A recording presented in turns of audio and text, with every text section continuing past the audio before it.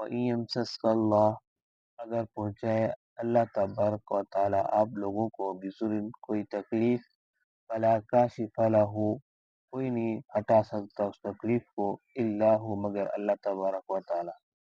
وَإِن يَمْسَسْكَ بِخَيْرٍ اور اگر اللہ تبارک و تعالی پہنچائے آپ لوگوں کو بھلائی فَهُوَ عَلَى كُلِّ شَيْءٍ قَدِيرٌ بس وہ ہر چیز کے اوپر قدرت رکھنے والے ہیں۔ وَهُوَ الْقَاهِرُ فَوْقَ عِبَادِهِ اللہ تبارک و تعالی کی ذات ایسی ہے جو غالب ہے اپنے بندوں کے اوپر۔ وَهُوَ الْحَكِيمُ الْخَبِيرُ اللہ تعالیٰ کی ذات حکمت والی ہے، خبر رکھنے والی ہے۔ پیچھے جب کافر لوگ، مشرک لوگ آپ علیہ الصلوۃ والسلام کے پاس اکٹھے ہو کر آئے تھے کہ یہ جو لڑائی جھگڑا ہمارے درمیان ہے، گلی گلی کے اندر، گھر گھر کے اندر، باپ بیٹے کے خلاف ہے، میاں بیوی آپس کے اندر لڑ رہے ہیں، اس لڑائی جھگڑے کو ختم کریں۔ وہ ختم ایسے کریں گے کہ آپ ہمارے معبودوں کی عبادت کریں، ہم آپ کے معبودوں کی عبادت کریں گے، آپ ہمارے خداؤں کی عبادت کریں، ہم آپ کے خداؤں کی عبادت کریں گے، تاکہ یہ جو ہمارے درمیان لڑائی جھگڑا ہے وہ ختم ہو جائے۔ تو اللہ تبارک و تعالیٰ نے فرما دیا کہ انسانوں کہ تم سوچ لو، یہ سمجھ لو، وَإِن يَمْسَسْكَ اللَّهُ بِضُرٍّ فَلَا كَاشِفَ لَهُ إِلَّا هُوَ اگر اللہ تبارک و تعالی کسی کو نقصان پہنچانا چاہے تو کسی کے اندر ہمت اور طاقت نہیں ہے کہ اس نقصان کو، اس تکلیف کو روک سکے۔ صرف اللہ تبارک و تعالی جو تکلیف کسی کو پہنچانا چاہتے ہیں یا کسی کو نقصان پہنچانا چاہتے ہیں، اللہ تعالیٰ ہی روک سکتا ہے۔ اللہ تبارک و تعالی کے علاوہ کسی اور انسان کے اندر، کسی کے اندر طاقت اور ہمت نہیں ہے کہ اس نقصان کو روک سکے۔ وَإِن يَمْسَسْكَ اللَّهُ بِخَيْرٍ فَهُوَ عَلَى كُلِّ شَيْءٍ قَدِيرٌ اگر اللہ تبارک و تعالیٰ کسی کو بھلائی پہنچانا چاہتا ہے، خیر پہنچانا چاہتا ہے، تو وہ اللہ تبارک و تعالیٰ ہر چیز کے اوپر قدرت رکھنے والے ہیں۔ اللہ تعالیٰ کی بھلائی اور خیر کو کوئی بھی نہیں روک سکتا، کسی کے اندر ہمت اور طاقت نہیں ہے۔ تم لوگوں کو یہ عقیدہ اور نظر رکھنا چاہیے کہ کرنے والی ذات صرف اور صرف اللہ تبارک و تعالیٰ کی ہے، اللہ تعالیٰ کے علاوہ اور کوئی ذات بھی نہیں ہے۔ عبداللہ بن مسعود رضی اللہ تعالیٰ چھوٹے سے صحابی تھے، آپ علیہ الصلوۃ والسلام کی خدمت کرتے تھے۔ ایک مرتبہ آپ صلی اللہ علیہ وسلم گدھے کے اوپر تشریف لے کر جا رہے تھے کہیں، تو حضرت عبداللہ بن مسعود کو بھی اپنے ساتھ بٹھا دیا۔ جب جا رہے تھے تو باتیں کرنے لگے، آپ علیہ الصلوۃ والسلام نے فرمایا کہ اللہ تعالیٰ کے حقوق کی حفاظت کر۔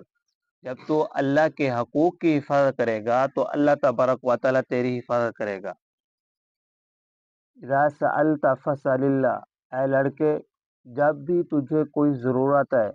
جب بھی تو کسی سے کوئی مانگے تو صرف اللہ سے مانگنا ہے، اللہ کے علاوہ کسی اور کے سامنے ہاتھ نہیں پھیلانا۔ اذا استعنت فاستعن باللہ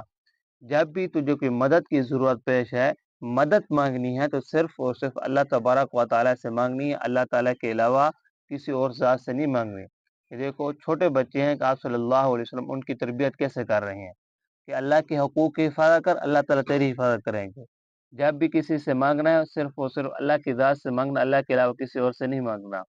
جب بھی کوئی مدد کی ضرورت ہے تو صرف اللہ سے مانگنا ہے مدد، اللہ کے علاوہ کسی اور سے نہیں مانگنا۔ ہمارا پیر جو گزرے ہیں عبد القادر جیلانی رحمۃ اللہ علیہ، انہوں نے کتابیں لکھی ہیں، غنیۃ الطالبین اور دوسری فتوح الغیب، عربی کے اندر ہے، ان کا اردو کے اندر ترجمہ بھی ہو گیا ہے۔ تو فتوح الغیب کے اندر عبد القادر جیلانی رحمۃ اللہ علیہ نے یہ لکھا ہے، اس حدیث کو لکھ کے پھر آگے یہ بات لکھی ہے کہ یہ حدیث جو ہے نا، جو آپ علیہ الصلوۃ والسلام نے عبداللہ بن مسعود کو فرمایا کہ جب بھی تجھے کوئی مانگنے کی ضرورت ہو تو اللہ سے مانگنا، جب کہ مدد کی ضرورت ہو تو اللہ سے مانگنا۔ یہ حدیث لکھنے کے بعد عبد القادر جیلانی رحمۃ اللہ نے لکھا ہے کہ اس حدیث کو ہر انسان اپنا لباس بنا لے، اپنے کپڑے بنا لے، کہ جس طرح ہم کپڑے اپنے جسم کو چھپاتے ہیں، ہر وقت یہ ہمارا کپڑا، ہمارا لباس جسم کے ساتھ لگا ہوتا ہے، تو اس حدیث کو بھی اپنے سامنے رکھیں کہ جب بھی ہمارے کوئی ضرورت پیش ہے تو صرف اللہ سے مانگنی ہے، جب بھی کوئی مدد پیش ہے تو اللہ سے مانگنی، اللہ کے علاوہ کسی اور سے نہیں مانگنی۔ مثال کے ذریعے سمجھے، ہمارا کوئی بچہ ہے یا ہماری بیوی ہے یا ہماری بہو ہے تو اگر وہ ہم سے نہ مانگے، ہمارا بچہ ہم سے پیسے نہ مانگے، ہم سے اپنی ضرورت پوری نہ کروائے، کسی اور کے سامنے ہاتھ پھیلائے تو ہماری غیرت یہ گوارا کرے گی کہ میرا بچہ دوسروں سے کیوں مانگ رہا ہے، مجھ سے کیوں نہیں مانگتا؟ تو اسی طرح اللہ تبارک و تعالیٰ تو قادر ذات ہے، غیور ذات ہے، غیرت رکھنے والی ذات ہے، تو اللہ تبارک و تعالیٰ کیسے برداشت کرنے سکے کہ میرا بندہ ہو کر کسی اور کے سامنے ہاتھ پھیلا رہا ہے، میرا بندہ ہو کر کسی اور سے مدد مانگ رہا ہے؟ اسی وجہ سے کوئی بھی ضرورت پیش آئے تو اس وقت اللہ سے مانگنے، اللہ کے علاوہ کوئی اور سے نہیں مانگنے۔ پھر لکھا ہے کہ جو شخص اللہ کو چھوڑ کر کسی اور سے مانگتا ہے تو سمجھ لے کہ اس کا ایمان کمزور ہے،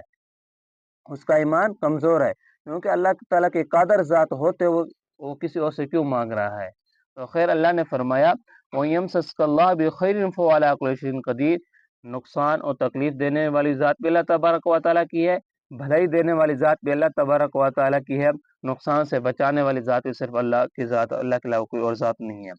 وَهُوَ الْقَاهِرُ فَوْقَ عِبَادِهِ، اللہ تبارک و تعالیٰ اپنے جتنا بھی بندے سب کے اوپر طاقت رکھنے والے ہیں، سب کے اوپر غالب ہے،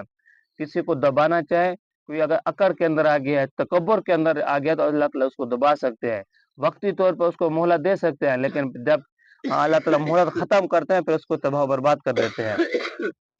اللہ تعالیٰ اپنے بندوں کے اوپر غالب ہیں، وہ الحکیم الخبیر، اللہ تعالیٰ کی ذات ایسے جو حکمت والی ہے، جو بھی کام دیتی ہے، حکم دیتی ہے، اس کے اندر حکمت ضرور ہوتی ہے، اور خبیر خبر رکھنے والی بھی کہ کیا کچھ ہو رہا ہے، کیا نہیں ہو رہا، اچھا ہو رہا ہے، برا ہو رہا ہے، انسان کیا کر رہا ہے، کیا نہیں کر رہا، سب کا سب اللہ تبارک و تعالیٰ خبر رکھنے والے ہیں۔ تو اسی وجہ سے ہمارا عقیدہ مضبوط ہو کہ کرنے والی ذات صرف اللہ تبارک و تعالیٰ کی ذات ہے، جب بھی کوئی مدد ہے تو اللہ سے مانگنی چاہیے، اور اللہ تعالیٰ اپنے بندے کی ضرور مدد پوری کریں گے۔ اور آپ علیہ الصلوۃ والسلام کا فرمان ہے من لم یسأل اللہ یغضب علیہ، جو اللہ تعالیٰ فرماتا ہے جو بندہ مجھ سے نہیں مانگتا میں اس سے ناراض ہوتا ہوں۔ دنیا کا معاملہ کیا ہے، دنیا والوں سے مانگو تو وہ ناراض ہوتے ہیں کہ مجھ سے بار بار کیوں مانگ رہا ہے۔ اللہ تعالیٰ کا قانون کیا ہے، جو اللہ سے نہیں مانگتا وہ ناراض ہوتا ہے اللہ تبارک و تعالیٰ کہ میرا بندہ مجھ سے کیوں نہیں مانگتا۔ دعا ہے کہ اللہ تعالیٰ ہم سب کو اپنے سے مانگنے کی توفیق عطا فرمائے۔